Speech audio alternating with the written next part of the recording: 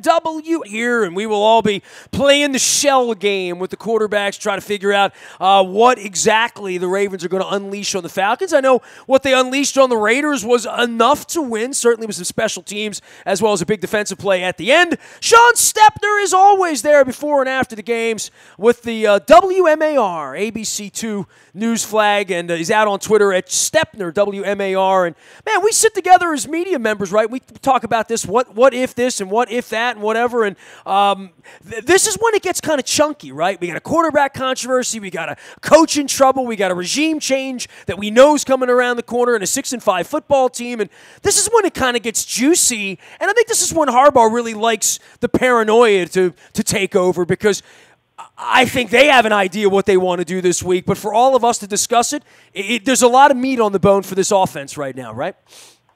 That's putting it lightly, Nestor. I agree. Yeah, I mean, this has turned into a pretty fascinating situation in Baltimore with, above all else, the quarterback situation. Do you have a healthy Joe Flacco suited up on the sideline with Lamar Jackson starting in Atlanta or going forward? I mean, that I think is above all else with this team right now. And you mentioned it, John Harbaugh, the rumors swirling.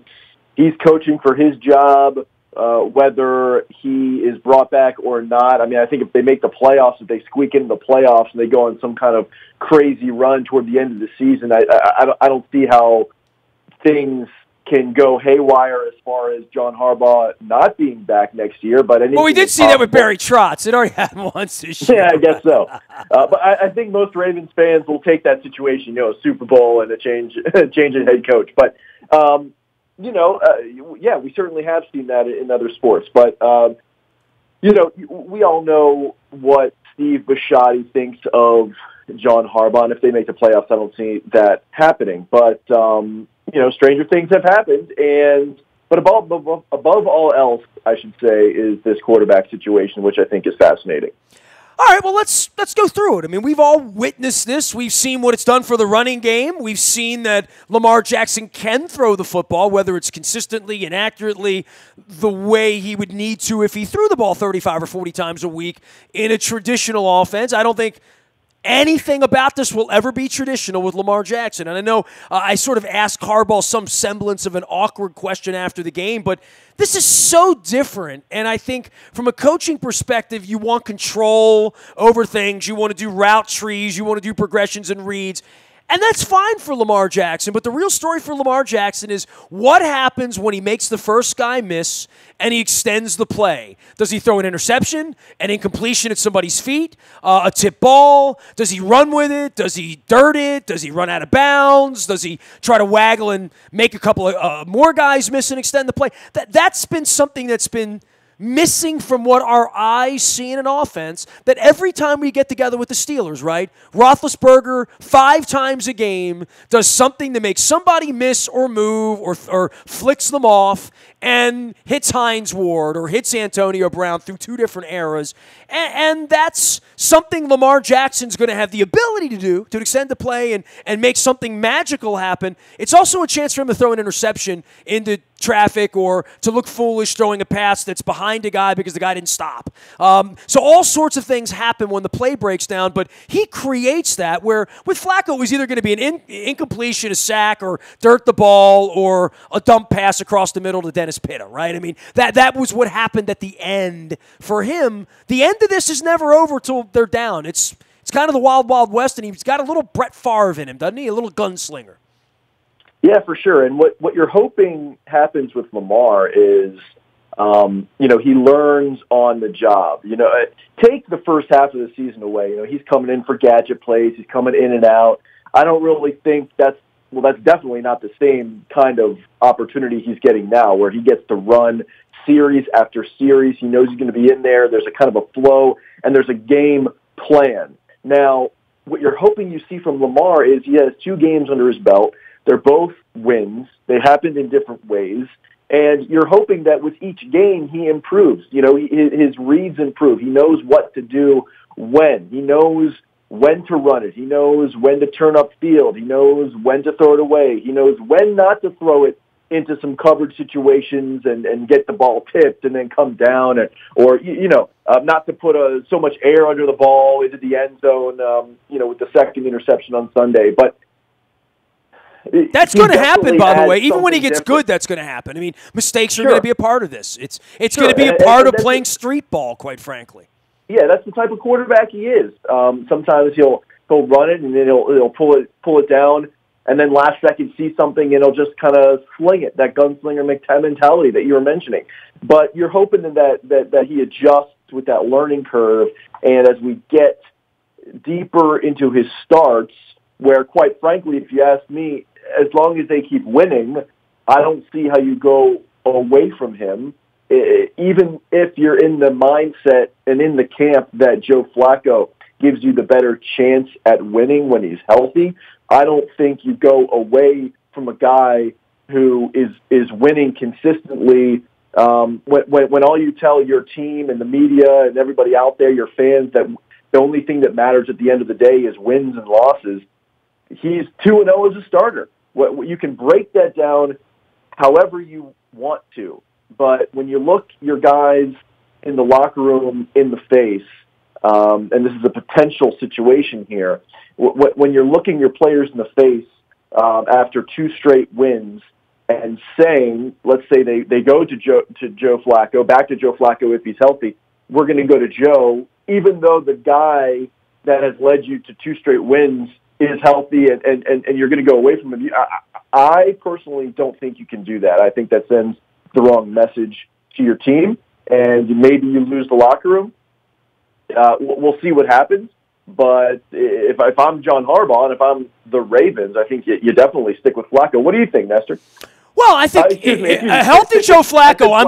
I'm bringing Flacco back in. I'm bringing Flacco back in, and I'm having Lamar be the halftime quarterback. I think there's something about 2 offenses that you really have to prepare for, and that's going to be what the Falcons are going to have to be prepared for Joe Flacco to come back out and run the Joe Flacco offense the way they always have, and they're also going to have to be prepared for whatever elements of this is, right? I mean, obviously the Gus Edwards thing is incredible, that a running back could come in, that the quarterback and his ability to run could so affect the defense that the other running back can run for 150 yards every week. I mean, that's something I don't know. I just never seen anything like what we've seen in the last couple of weeks against a couple of bad teams. That being said, when you get down 14 points to the Kansas City Chiefs, what are you going to do?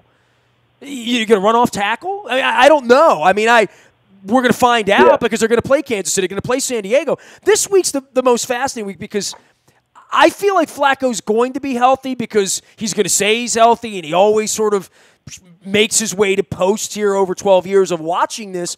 I would just say that the two-headed approach for a few weeks here could be very, very confusing for defensive coordinators, and that's part of what John really buys into from the paranoia standpoint. If you don't know what we're going to do, and we could do either of these things, I find that to be sort of juicy to some degree, because if they were playing from behind in any of these games with a healthy Joe Flacco, down 10 points in Carson, California on a Saturday night before Christmas, and it's the third quarter, I like Joe Flacco's ability to lead this team to quick points a lot more than I like Lamar Jackson's. And I'm assuming, because I've watched this team play for 23 years, they're going to be behind in a couple of these road games, especially against Kansas City and San Diego, that they're going to be playing from behind because they usually do. And what happens then? These last 2 weeks have been shiny and nice. I'm not ready to ditch Joe Flacco at this point, and I don't think John Harbaugh is either. I think you will see both of these guys in the same way you saw both of them earlier in the year, and I think you'll see Lamar, as they promised, doing more things, whatever that means. But I just don't think Flacco is carrying a clipboard when they're down 10 points against Kansas City in the third quarter. I find that hard to believe. Right. So let's backtrack. I misspoke. I say you stick with Lamar. I do think you stick with Lamar as long as they're winning. And so we heard your scenario. I think that, well, first of all, I think they know their decision. They're just not going to tell anybody outside that building in Owings Mills, and nor should they have to. But the questions will be asked. I think that I don't have, I'm just putting this out there. This is in my mind. I think Joe is going to be healthy enough. Joe is one of the toughest football players in the National Football League. I do think he will be healthy enough to play. I don't think he'll be 100%. And coming off 2 straight wins with Lamar Jackson leading the team, I think they will stick with Lamar, and I think they give Joe 1 more week to rest on the inactive list. That's just my thought process. I don't have any sources right now telling me that, but I think that's the way they go. Then that leads you into the Chiefs game where, like you said, if they're not getting it done at halftime with Lamar, this is assuming that these are all assumptions. If Lamar so much of this is the defense, Shawn, right? I mean, if we're talking about them playing from behind, it's because the defense hasn't been good enough, or the defense has been on the field too much. I mean, certainly the one thing Lamar has been good at doing is getting 10 yards every 3 or 4 plays, right? Like, they have moved the ball, they've eaten up clock when they've done it. They had a 7-minute drive to start the second half, but they've done this against the Raiders. Look, the Falcons' defense will be different.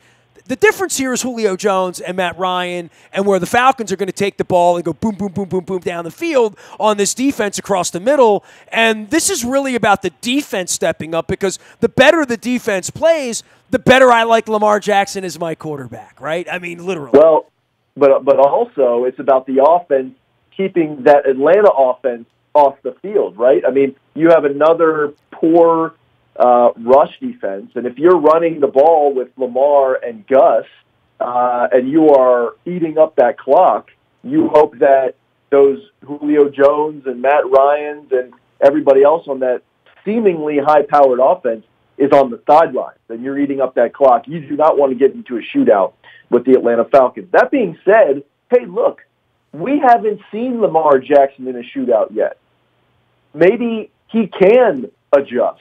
Maybe he can play from behind. Well, he can throw the ball, right? I mean, we're not going to argue that. I mean, he can throw the ball. We saw it. Yeah, and that was a big question mark at the beginning of the season and throughout the first half of the season, and in training camp as well, is his accuracy and his, the way he throws the ball, and he even said he was throwing some ducks out there. But take Sunday's game, for example. You saw, that great touch on that ball over the middle to John Brown for 25 yards. And you saw the deep pass to John Brown that was caught, but it was called back because of the Ravens penalty. So that play didn't materialize. But you saw that deep ball as well.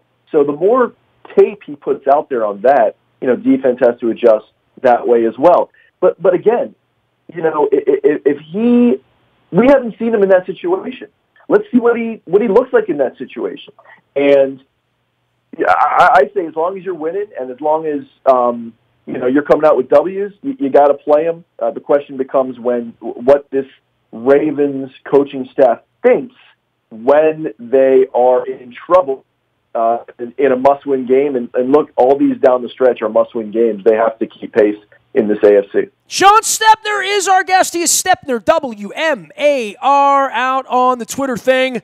Local guy, spent a little time in Buffalo, but is back here in Baltimore, WMAR, doing sports. I see him a couple times a week before and after Ravens games. We'll get to the Orioles a little bit later. All of our WNST coverage. We got so many sponsors around here, whether it's Charles Nusinoff and Sons, the Elite Tessier team, our friends at Royal Farms, real fresh, real fast, and Cole Roofing sponsoring our community and charity series each and every Thursday morning. If you got a good story that you want told, toss me an email. I'll get on that. nasty@WNST.net. All brought to you by Cole Roofing. That's 99 years they've been doing it. Also, Curio, the holistic wellness spa and cannabis education. You can find that out on York Road, just south of Timonium Road on the west side of York Road. Curio. Make sure you find out more about them. We're going to be educating you on all things Curio. Strategic Factory, marketing, printing, promotional goods of all kinds, all in one shop in Owings Mills. They got my little blue koozie at Strategic Factory at the game last week, and we've seen them during Ravens games as well. You can find them at strategicfactory.com. Also, Buffalo Wild Wings in Bel Air. We're going to be up at the festival on Wednesday night watching the Terps do it with UVA. Hope to see everybody up there. Got $2.50 pints as well as happy hour pricing at Buffalo Wild Wings at the festival in Bel Air on Wednesday night. And, of course, Tuesday night we're going to be at Pat Rick's in Essex. It's all brought to you by Freedmont Mortgage. We'll be swabbing for the Bone Marrow Registry, and for There Goes My Hero, Alex Lewis, Matt Skir, Segura. Join us at 7:30. My old stomping grounds, going east side to Essex and Patrick's on Tuesday night with Matt Segura and Alex Lewis. Come and give your spit. Shawn Stepner is our guest. He is Stepner, WMAR, out on Twitter. And, I want to turn this thing to the defense a little bit because it's been a fascinating defensive year, right? September, they're shutting teams down. We're thinking they're good, kind of like last year, a couple of shutouts, 11 sacks on Marcus Mariota, and then they can't stop a nosebleed. They're getting run on. They're getting passed across the middle on.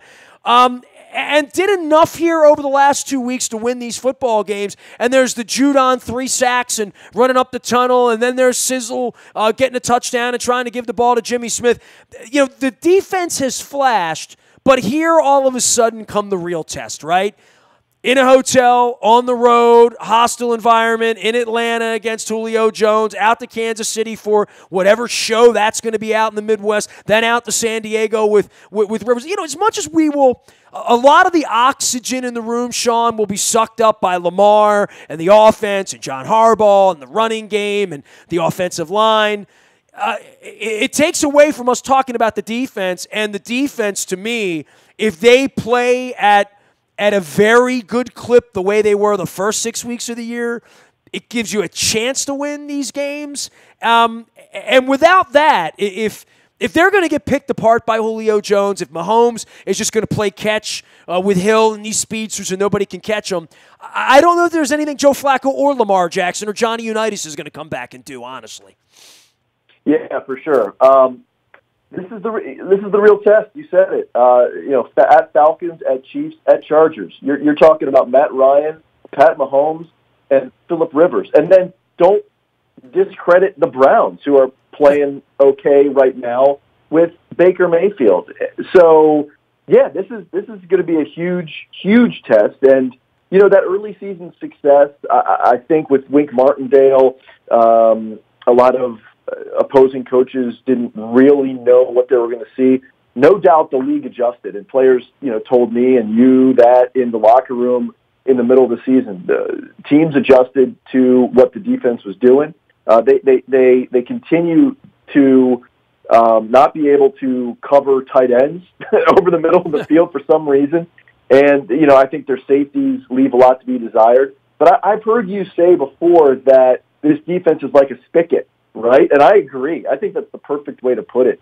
Sometimes they can't really stop anything or get any kind of turnover, and then it kind of flips on. That switch flips, or you open that spigot, like you say. Well, my God, I don't want 11 sacks every week. I want a consistent pass rush every week. You know what I mean? And I don't.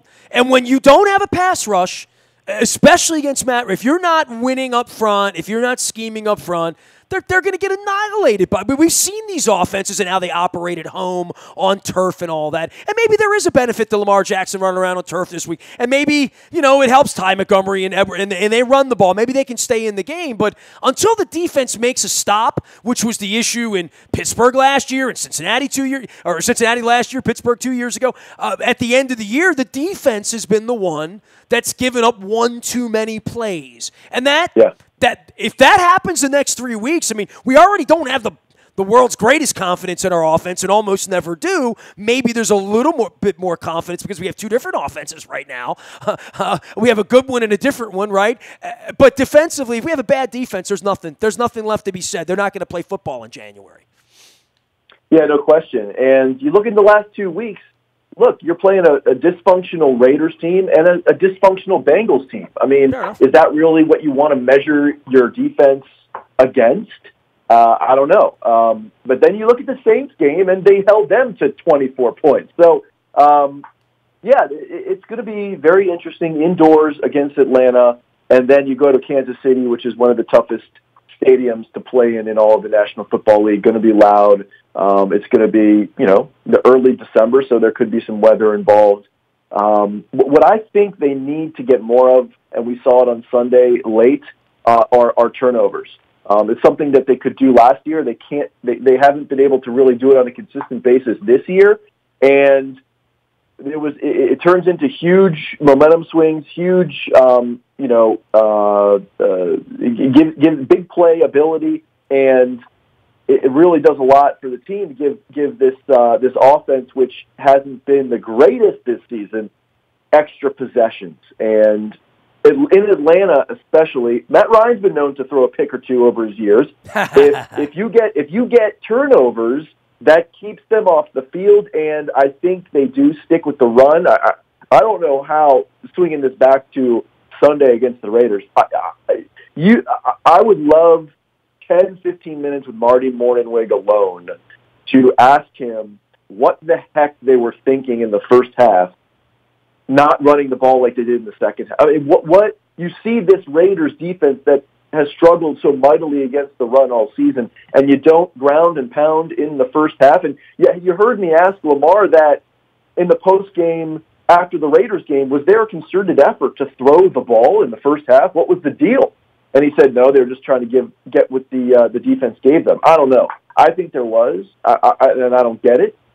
Thank God either Marty or someone got in his ear and they changed their tune in the second half. I mean, Harbaugh said that to the media. Hey, we said, yeah, let's go back to doing what we were doing. And yeah, but was that Marty or was that John saying, hey, look, listen, let's do this, right? Because that kind of concerns me a little bit. But yeah, if they get back to the defense, if they can get those turnovers and keep Atlanta and, for that matter, Kansas City off the field, because you're thinking that the Ravens should go back to the ground game and eat up some clock, that would help tremendously in these games. What's amazing, Shawn Stepner is our guest. He is a Stepner, WMAR. You can find him at ABC too. I'm going to give him a chance to talk some baseball in a couple minutes too. But last thing on the football side is just how wide open this thing is. You know, like you're not wowed by what you're seeing with the Ravens. You think they're okay, they're good. On any given week, they can be very good. They were very good early in the year. They've now won 2 in a row. If they win 2 more in a row, that'll be 4 in a row. And if they win in Kansas City, we'll think they're good all of a sudden, right? But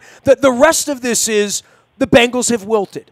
The Dolphins have kind of gone away. The Broncos are never coming, right? But then there's the Titans, and then there's the Colts, and then, the Steelers feel like they're in a little bit of a free fall right now. The Chargers look like they want to be the 1 seed, right? So all of these teams are moving around. I mean, the Jaguars are firing coordinators on Monday morning. So all sorts of things are happening. But the Ravens are now all of a sudden quietly, and albeit against some lesser competition, sort of move their needle in a different direction to, hey, you better not make plans the first week of January because something could happen here. Anything could happen here. No, doesn't it always seem like it's this way with the Ravens? And, I let my mind wander this morning to look all the way to the end of the season. You have the Browns coming in, and wouldn't it be something if there's so many what ifs and could be's and letting your mind wander, but I mean, could they really go the AFC North trifecta last game of the season, letting a different opponent in division knock them out of the playoffs? Again, there would be Pittsburgh, Cincinnati, and then Cleveland. That's total hypothetical. A lot of things can happen, but that definitely could happen as well. But the Ravens always seem like they're just hanging around and they're in it. And you know what? For all that's happened this season, isn't that kind of what you want? You don't want to be the Browns, definitely. You don't want to be the Bills, the Jags. You don't want to be toward the bottom of this conference. The Ravens, at the end of the day, have a chance. And like you said, who's gonna come up and challenge them and kind of get on a roll? I think obviously the most dangerous team right now is Indy with what they've done and who they have at quarterback. And Andrew Luck might be playing some of the best ball of his career right now. And so they're certainly dangerous. But, you play the Chargers, right? Who knows what happens with the Chargers over the next few weeks? They will define their, they control their own destiny. They're going to define their story with whatever they do over the next 5 weeks. But it is nice that it's sitting there for them. I mean, if they win some football games, they're going to get in the playoffs, period. But they're going to have to do some heavy lifting. If you're not good enough to beat Kansas City and San Diego on the road in December, you won't have the opportunity to beat Pittsburgh or Houston on the road in January, right? We shall see. But that's not even a given in this league. I mean, who says a 9-17 doesn't get that sixth spot, right? Because you said it. Who is going to go on that? Who's going to go on that definite run over the last 5 weeks of the season and take control of that 6th seed? We're looking at tie-breaking situations in Week 17, I believe, for that sixth spot. And if the Ravens are anywhere close to that, right now they're looking pretty good, especially against Tennessee. So let's see how it all shakes out. You were allowed into the Orioles press conference last week. I was not. Luke asked a question. I'm still waiting for an answer. Dubroff asked a question, and apparently they'll sit down with Rich, but not the rest of us, in their first press conference in 25 years. Any thoughts on the Orioles? I want to give you 2 minutes on that before I let you go. Yeah, certainly Mike Elias said all the right things in the press conference. He certainly looks the part. He certainly has the resume, even at 35, going on 36. I think his birthday's in December, but next year during the season will be 36, I believe. He certainly has all the right credentials to do the job, and this is such a 180 from where this organization has gone previously to now. We're talking analytics-driven baseball and back to international scouting, and just kind of like they're catching up to the rest of the league, which should give fans a lot of stuff to look forward to in the coming years. I'm so interested on who he decides to hire to lead his clubhouse, his manager. I'm really kind of intrigued with this roster, who he decides to go with. Does he, in the minor league system? I asked him a question at the press conference about the roster, and he does like it. He says there's good players. He wouldn't give any names, but he spent a lot of time in that answer talking about the minor league system, not even like the current roster, which I was kind of trying to get to with him. And another thing is Chris Davis. He said that he sees a bounce-back year for Chris Davis. Now, any year is not going to be as bad as last year for Chris Davis. So if you look at it from that point of view, for sure he's going to have a bounce-back year because there's only one way to bounce. But so a lot of stuff really intrigues me about the Mike Elias hire. Right now on the surface, it really looks like a good one. But look, the proof is going to be what he puts out there over the next, not really next year, but the year after that and the year after that. So he definitely deserves a couple of seasons to get this thing turned around, and we shall wait and see. Here's Shawn Stepner. You can find him, Stepner, WMAR. You did a nice piece last week. Plug that so everybody can go find that because, you get out in the community and do community-oriented pieces, and I think that's awesome, man. Yeah, so thanks for mentioning that, Nestor. I did a story, a feature on a local man, a 24-year-old out of Carroll County. He is one of the most inspiring people I have ever met in my career, in my life. His name is Miles Taylor, lives in Carroll County, and he is a weightlifter and strongman, but he's had to deal with a lot of adversity in his life. He has cerebral palsy, and he's had to overcome a lot of other obstacles in his life. I encourage everybody to check it out at WMAR2news.com. Click on our sports page. You can find it there. And it's really an inspiring piece on a really fantastic individual in Miles. I'm just glad you thawed out from the Turkey Bowl. That's all, Shawn. Can I tell you something? I think it took me until dinner time when I was eating to thaw out. That was brutal. It was some of the most brutal conditions I have ever been a part of. 3.5 hours outside, but you know what? That's not really work. That's watching two high school football teams playing a historic game, 99th. It's going to be even better next year with the 100th. I wish it was a little bit of a closer game, but you can never go wrong with the Turkey Bowl. Calvert Hall pulled it out once again this year over rival Loyola, but always good stuff with that rivalry. A lot of passion, Calvert Hall and Loyola, and especially I feel it on all. I get pulled in the middle of that being a Dundalk guy. Hey, you get to spend the day with Jamie Costello. It can't be that bad. Take care of yourself, Shawn. We'll see you at practice this week, man. All right, thanks, Nestor. Shawn Stepner, he is Stepner, WMAR, out on Twitter. You can find me out on the buyatoyota.com audio vault 24 hours a day from anywhere in the world on your mobile device by downloading the TuneIn Radio app. Tuesday, we're at Patrick's with Matt Skura and Alex Lewis, swabbing for the Bone Marrow Registry for Fremont Mortgage. We'll also be on Wednesday night up at Bel Air at the festival at Buffalo Wild Wings. Looking forward to seeing Joe and all of our friends up there watching the Terps and UVA. Come see us on Wednesday night. We're out in the community this week. Say hi, get swabbed for the Bone Marrow Registry, save a life. I am Nestor. We are WNST.net, AM 1570 and WNST Towson, Baltimore, and we never stop talking Baltimore sports.